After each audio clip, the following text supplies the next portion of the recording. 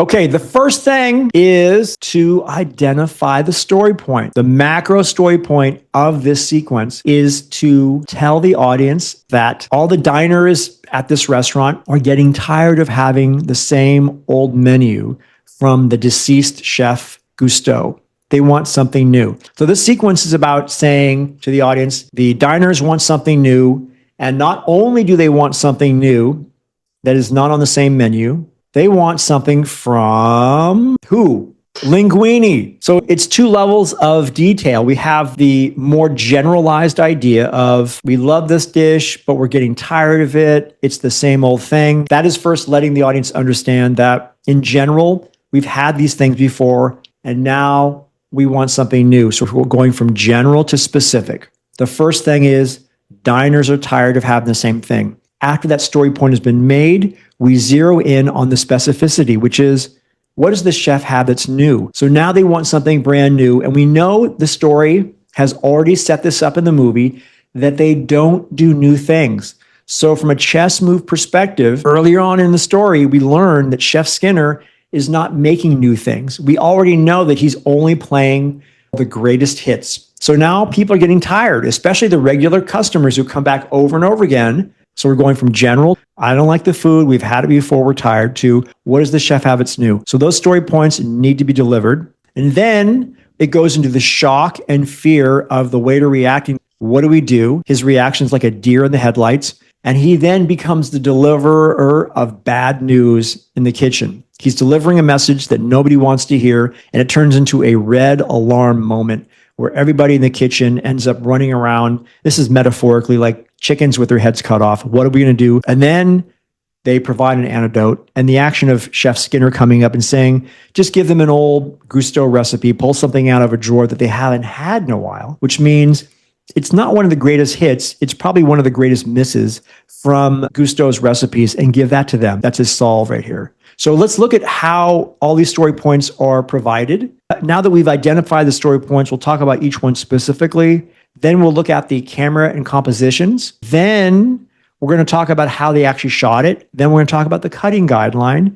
And then we're going to talk about the chess move, which we're bringing up right now. And we'll talk about the creativity, which is how they chose to tell the story. So the first story point is to introduce a dining room full of people that somehow gets us to see the main diners with our head waiter so we understand what's going on. And so what did they end up doing in this shot? They did this very wide shot. That is the same shot from The Incredibles. And it's the camera starting on the top of a long line of cars and the camera panning down to find Mr. Incredible, very uncomfortable, a giant man in a tiny car. This is the same camera move. We're going from all these diners, which if you think about that scene from The Incredibles, imagine this is the freeway full of a lot of cars and people in cars. Well, in this version, now we're looking at a dining room full of a lot of people sitting at tables. And as the camera lowers, it introduces us to the main conflict. And so this is how they solved it. Let's start on a wide crane shot to show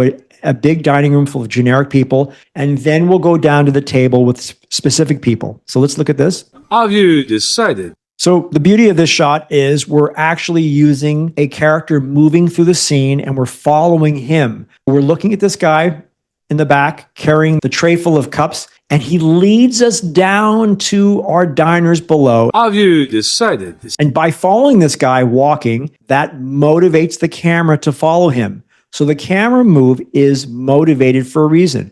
We're following the waiter. He walks over here and it brings us to our main story point. So this is how they chose to compose the shot. We're showing characters that look a little bit uncomfortable. He's in a pensive mood looking at the menu. So we have diners and they don't look delighted. And we have a guy saying, Have you decided this evening? Have you decided this evening? So we're setting up the question. Basically, this is going to be a very easy night for me. Do you know what you want? And now we're going to the specificity of the dialogue. And the question is, how much of this dialogue can we cover in this camera move? This is going on to talk about the cutting guideline. Soup is excellent. But we order it every time. Okay, so now we have this character speaking, but we order every time. The cutting guideline is we only cut when we can no longer tell the story in our current shot. And the question is, can we tell her story, which is the dialogue of but we have it every time. Can we tell that in this shot? I'll tell you what, we can tell it in this shot, but if we follow the story guideline, would it be as clearly told as possible in this shot where we're looking over his shoulder? And the answer is no. So we need to cut, because if the story can be told more clearly in a new camera angle, then we should go to that camera angle, and that cut to that new camera angle becomes motivated and purposeful, because that next cut means that we're learning something more clearly in that new shot than in the current shot. And let's listen to her dialogue. I just heard something for the first time. He says something, and she makes a sound that makes us aware of her. So listen. Your soup is excellent, but...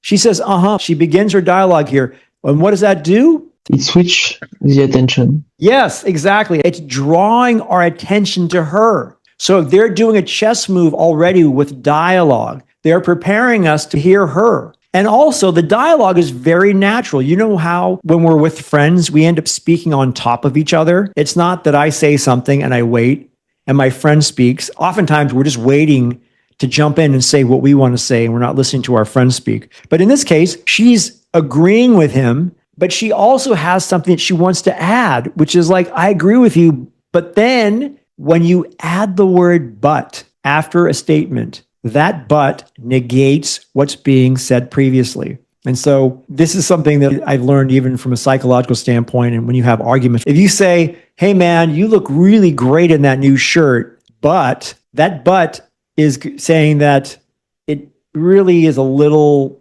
baggy on you. You're basically just negated everything you said before that by adding in the word but. And that's exactly what she's doing. Let's listen to this dialogue. Is excellent, but we ordered. So that says, I agree with you, but she has something to add. And I'm using the word but also to almost negate what I said. So she's adding some new dialogue because they're tired. And that adds a level of specificity to the character's overall goal, which is we want something new. So we're going from general, the most general statement. is excellent. Okay, here's the most general statement. And all this dialogue is crafted in a way to get to the point of we want something new. And what's also interesting is this guy right here is the one that speaks in the beginning, and he then ends up being a bookend. He speaks in the beginning and he ends the whole story point.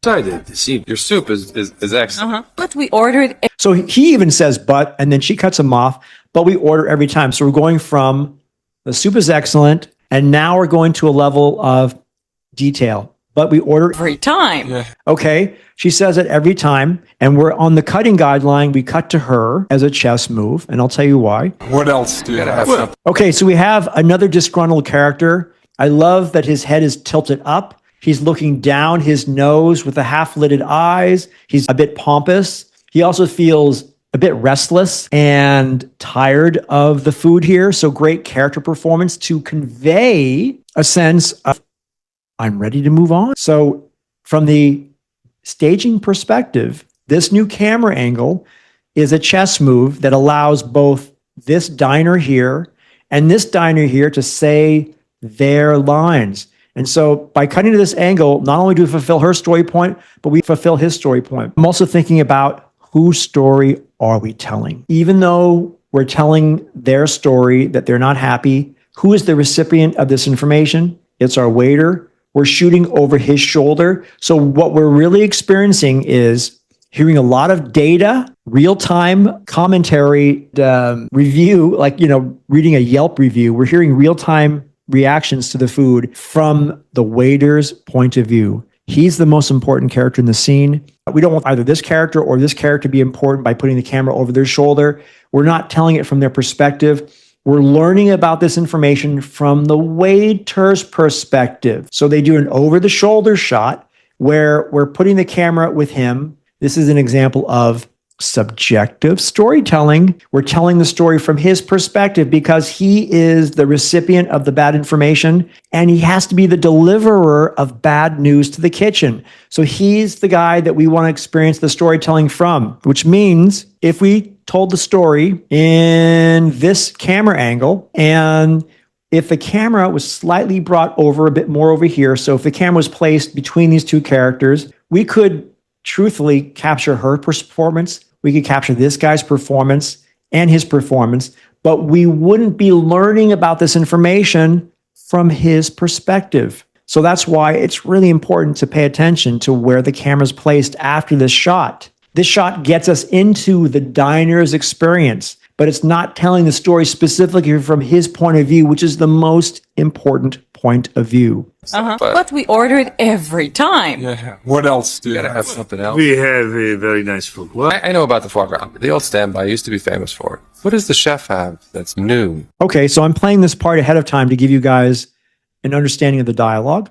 What else? So we have this guy's line, and we ask ourselves that question. The story point is, once I fulfilled her story point, and we go back into the cutting guideline, what story point is up next, which is step one. The next story point is that the snobby guy with the glasses has a line about, we're getting tired of this food. The question is, can I use my same camera's angle and composition for this new story point? And the answer is what? We know we can tell that new story point in this camera angle. We don't need to cut. This camera angle works great. And the most important thing is, it needs to be told from this guy's perspective. We need to be basically inviting the audience to say, hey, come on, everybody, come stand over the waiter's shoulder and experience what he's hearing. That's the most important thing. So now this guy says his line. We're able to tell his story in the shot. Order it every time. Yeah. What else do you Gotta have? have something else. And now we have a response from the waiter. We have a very nice food. What? So the question is,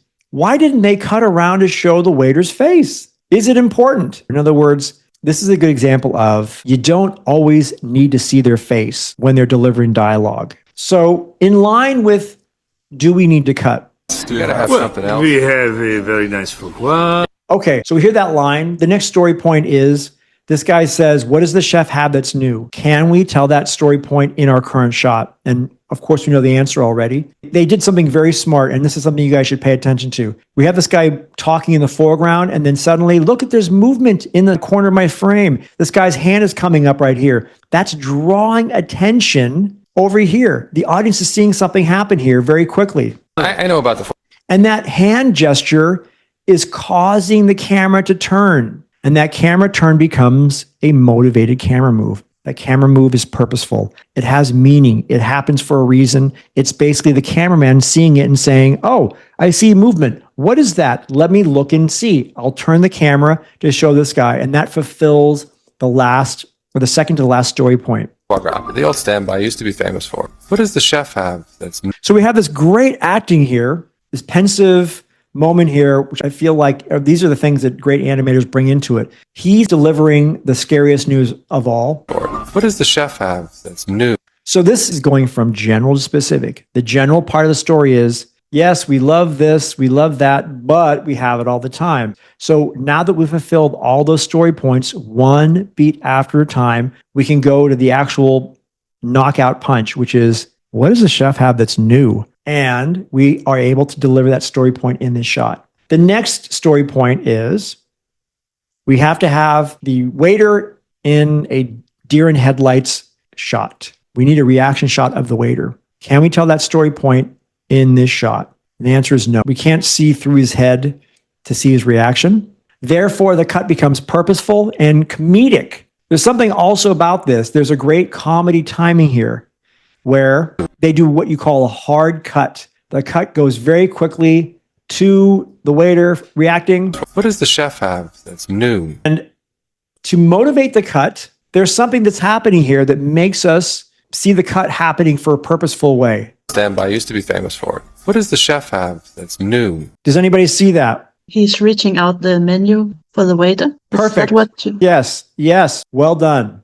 Standby used to be famous for it. What does the chef have that's new? That handing the waiter the menu is doing two things. One is, we don't want this menu anymore. You can take this thing away. There's nothing in this menu that we want. So it's not even sort of, it's directly rejecting the greatest hits menu. And the G could stand for gusto. The G could also stand for greatest hits. So they're rejecting that. And the handing over of the menu is giving it to him. And that makes us want to cut around to see him receiving the menu. And the third part is we get a great comedic reaction shot of our waiter that we cannot tell in this shot? The only answer I came up with in how we could tell that story point in this shot is if our waiter turned around after getting the menu and he looks in camera like, oh my God, what am I going to do?